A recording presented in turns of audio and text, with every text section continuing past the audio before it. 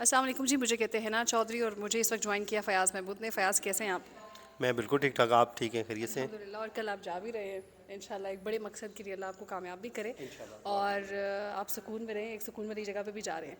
अच्छा, बात करेंगे दुआ ज़ारा केस के हवाले से। आई बिन मेकिंग सही है। वीडियोस, जो भी रीसेंट अपडेट आती है, कोर्ट अपडेट है, फिर मुख्तलिफ जो मीडिया पे हम कयास राइयाँ सुनते हैं लोगों की जानिब से। और जबरान नाज़िर ने एक बड़ा ज़बरदस्त जुमला कहा। उसने कहा कि जब सवाल पूछा गया कि भाई लोग तो ये कह रहे हैं, मीडिया में ये खबरें चल रही हैं, तो आप हकायक बताओ। उन्होंने कहा मुझे 22 करोड़ आवाम से गरज नहीं है, मुझे उस क्लाइंट से गरज है। उसने मेहदी काज़मी की बात की कि वो क्या कह रहे हैं और उनका केस मैंने लड़ना है। तो what's an update on this case?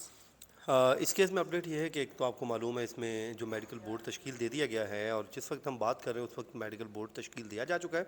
और उसमें अब मसला ये है कि सवाल ये है कि दुआ ज़हरा उस मेडिकल बोर्ड के सामने पेश होती हैं या नहीं। ये एक अहम सवाल है जो कि मेरी इत्तलात अभी तक की यही है कि वो पेश नहीं होंगी। और उसके बाद ज़ाहिर है फिर एक प्रोसीजर होगा। कोर्ट की ये इंस्ट्रक्शन है कि 7 डेज़ के अंदर अंदर आपने ये पूरा मामला करना है। और जब तक ये मामला हल नहीं हो जाता, मेहदी काज़मी साहब ये कहते हैं कि वो पीछे हटने को तैयार नहीं है। आपको याद होगा नूर मुकद्दम के जो वालिद साहब थे वो भी यही कहा करते थे कि मैं अब नूर मुकद्दम का केस नहीं लड़ रहा बल्कि पाकिस्तान की दूसरी बेटियों का केस लड़ रहा हूँ। उसकी वजह क्या थी? वो ये कहते थे कि ये नहीं हो सकता कि आज को मेरी बेटी को किसी ने मार दिया है, तो मैं चाहता हूँ कि इस शख्स को ज़रूर सज़ा मिल जाए ताकि कल को किसी और की बेटी को कत्ल ना किया बरगलाया जाए ना जाए। या उसका के साथ ये जुल्म और ज़्यादती ना हो। तो इसी तरह मेहदी अली काज़मी साहब भी यही कहते हैं। वो कहते हैं कि जी मैं ये चाहता हूँ कि एक दुआ ज़हरा तो चली गई, उसको जिस तरह भी ले गया, जैसे जबरान नासिर साहब ने आर्गूमेंट में कहा कि बिला बिला फैसला कर भी अगर कोई ले गया तो ये भी वो किडनैप के ज़ुमरे में आएगा। और वो कहते हैं कि 16 से 17 को हो रहा है, वो भी संडे को निकाह हो रहा है। उस दिन कोर्ट्स कहाँ से खुल गई हैं, और ये भी एक सवालिया निशान है। फिर वो ये कहते हैं कि जब कोर्ट्स खुल गई चलें उस निकाह पे आप छोड़ दें। वो कहते हैं कि उसमें भी एक दिन जो है वो अगवा के ज़ुमरे में आएगा। तो उसके बाद ज़ाहिर है अब मेडिकल होना है, और मेडिकल में 14 साल उम्र आती है, तो इसमें बड़े मसाइल आ जाएंगे। और ख़ास कर जो निकाह है अगर वही फ़ेक साबित हो जाता है तो फिर आपको पता है कि इस पे 376 लग सकती है। और वो 376 वही है जो ज़ाहिर जाफ़र पे भी लगी हुई है, उसको उस पर सज़ा हुई हुई है। अच्छा फ़याज़, बहुत इंपॉर्टेंट चीज़ जो अब सिटी कोर्ट्स और ट्रायल कोर्ट में चीज़ क्लियर होती जाएगी, लेकिन सिंध हाई कोर्ट ने और सिंध पुलिस क्यों इस चीज़ में पीछे पड़ी रही कि एज जो इतना बड़ा इंपॉर्टेंट फैक्टर था, डिसाइडिंग फैक्टर था इस पूरे केस में, कि 16 साल से कम है, चाइल्ड मैरिज एक्ट उसको देखा जाए, फिर उसको वरगला कर बच्ची को बहला फुसला कर ले जाया गया, 16 साल से कम, सारी चीज़ रोटेट करी थी एज के ऊपर पूरे केस की, वो इग्नोर कर दिया। अब लोग ये समझ रहे हैं, और क्या ये सच है कि नादरा झूठा है? वो जो मैरिज सर्टिफिकेट है उसके वालिदा का वालिद का, वो झूठा है, और कोर्ट ने सब चीज़ों की मतलब बेतरतीबी कर मैं दी। भी ये समझता हूँ कि कोर्ट को उन डॉक्यूमेंट्स का जो ऑफिशियल डॉक्यूमेंट्स हैं, नादरा सरकारी इदारा है जिसको दुनिया भर में तस्लीम किया जाता है, जिसकी अथेंटिसिटी के ऊपर कोई सवाल नहीं उठा सकता, बल्कि वो अब दीगर के ममालिक को सर्विसेज फराहम कर रहे हैं। उनका जो सिस्टम है बड़ा स्ट्रॉन्ग सिस्टम है, वहाँ पे फ्रॉड के जो चांसेस है बड़े कम हैं। बाकी ज़ाहिर है हर जगह पे कुछ ना कुछ उसमें लूप होल्स तो होते हैं, लेकिन नादरा से मुतल्लिक हम ये कह सकते हैं कि बहुत उनका एक शफाफियत से भरपूर सिस्टम है जिसको हमें देखना होता है। तो डॉक्यूमेंट जो है उसको देखना होता है। मैं आपको थोड़ी एक एग्जांपल दे देता हूँ। जस्टिस आमिर फारूक साहब ने एक रिमार्क्स दिए थे, और वो बेल था ज़ाहिर जाफ़र के पेरेंट्स की।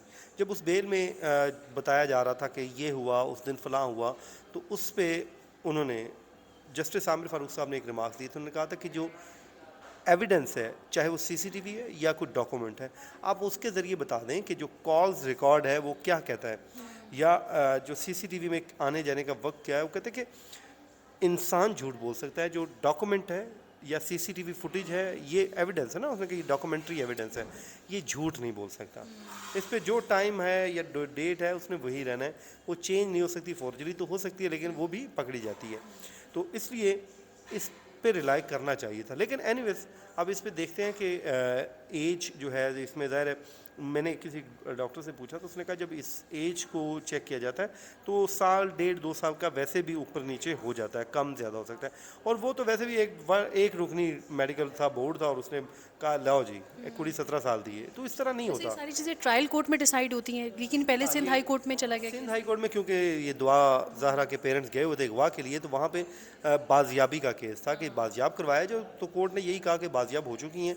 अब वो बेटी का बच्ची जो फैसला है, ही आया है। और वो बच्ची ये कहती कि जी मैंने मैंने पेरेंट्स के साथ नहीं जाना तो हम कैसे आपको ज़बरदस्ती भेज दें। ये वाकई जो लड़की की स्टेटमेंट है बड़ी इंपॉर्टेंस रखती है। और अब भी मैं ये कहता हूँ कि अगर ये मामला हल हो जाता है, इसमें एज भी 14 ईयर्स हो जाती है, सब कुछ हो जाता है, फिर भी जो स्टेटमेंट है वो मैटर करेगी।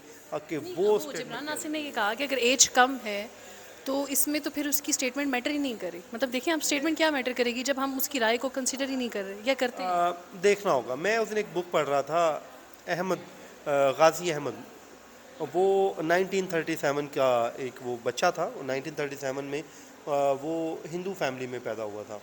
तो जब वो पैदा हुए तो उसके बाद बच्चे को बिशारत हो रही थी, मुसलसल हो रही थी, तो उसने एक जाके मौलाना साहब के हाथ पे उन्होंने इस्लाम कबूल कर लिया। बच्चे के बकौल के उसने कि ख्वाब में ही इस्लाम कबूल कर लिया, लेकिन बाद में मौलाना साहब से मिलके उसने इस्लाम कबूल किया। जब उसने अपना घर छोड़ा ना, तो वो जो हिंदू फैमिली थी उस वक्त, उन्होंने ज़ाहिर है उस पर अगवा का मुकदमा करवा दिया और इसी तरह केस लड़ा। जब वो कोर्ट में बचा गया, बच्चे ने जाके स्टेटमेंट दे दी कि जी, वो उसकी उम्र भी 14 बरस थी, उसने कहा जी मैं अपनी मर्ज़ी से इस्लाम कबूल किया और मैंने इन्हीं के साथ जाना है। अब बड़ी उस टाइम कोशिश हुई, जेलम की उस टाइम वो कोर्ट थी, वहाँ पे ज़बरदस्ती बच्चे को ले गए, बच्चा फिर वहाँ से भागने में कामयाब हो गया, कभी लाहौर की। तो इस तरह मैं ये समझता हूँ कि उस टाइम भी यही मामला था। उस टाइम भी मेडिकल का मामला हुआ कि चकवाल की कोर्ट में कहा जी मेडिकल करवाया जाए।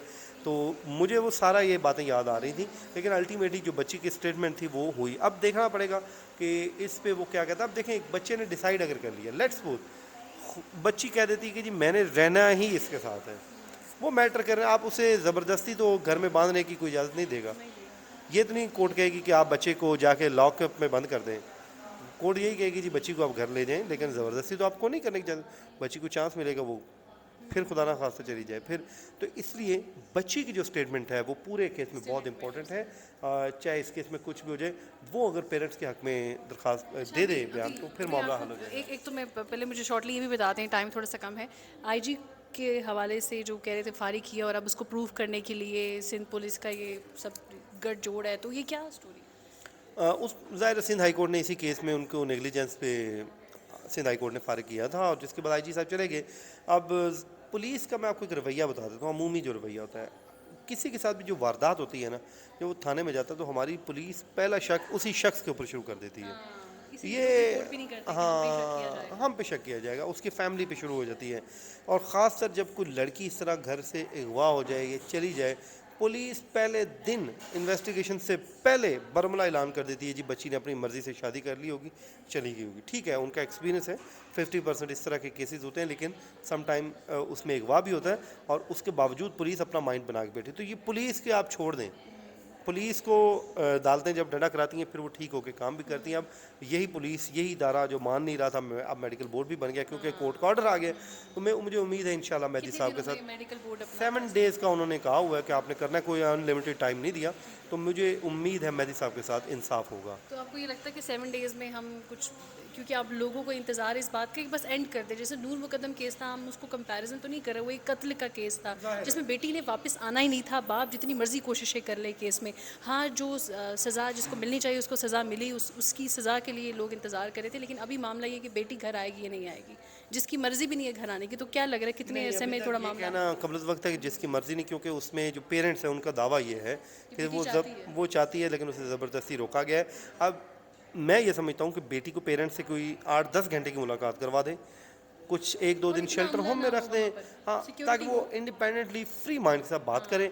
बात करने के बाद फिर वो बच्ची को डिसाइड करने का फैसला दें। वो जो भी फैसला करे वो अपना मुस्तकबिल का फैसला और करें। उनको डर है, यहीं से वाजे होता है कि जो भी इस केस में इस बेटी को घर नहीं आने दे रहे, उनको डर है, तभी ना मुलाकात करवाई जा रही थी लंबी। आम तौर पे होता ही है ये, शादियां जब इस तरह की बच्ची या बच्चा को भाग जाते हैं, आ जाते हैं, तो उनको दूर रखा जाता है। उनकी पहले दिन शादी करवाई जाती है, क्योंकि शादी ना करवाए गवाह केस में आप अंदर हो जाएंगे। तो ये अपने आप को बचाने के लिए ज़हीर एंड जो ग्रुप है वो अपने आप को बचाने के लिए उन्होंने ज़ाहिर है ये सारे उन्होंने लीगल रास्ते अपना लिए। लड़की की हर ख्वाहिश पूरी करेंगे, तब तक करते रहेंगे जब तक केस चल रहा है। जिस दिन ख़त्म हो गया उनका एटीट्यूड बदल जाएगा, आप ये बात मेरी लिख लें। बिल्कुल ऐसी, और बेटी के तमाम रास्ते बंद हो जाएंगे। वो तो अलग है कि माँ बाप ऐसे हैं जो बेटी को बिल्कुल किसी कीमत नहीं छोड़ेंगे